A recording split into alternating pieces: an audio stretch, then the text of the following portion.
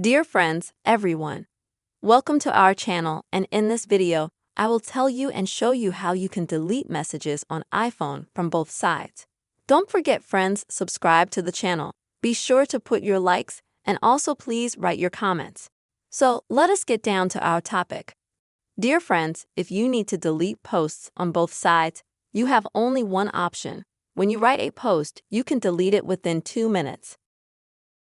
So let's open the Message app with you. Now please navigate to the conversation you want to have. Let's say we're running a message. Send it. And here, friends, when you send a message, you can tap and hold on it.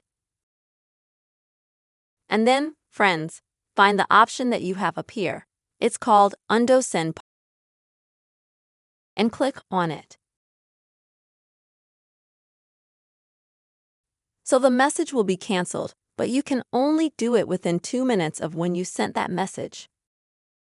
After 2 minutes, you will not be able to delete it, and the message will remain with both you and your contact.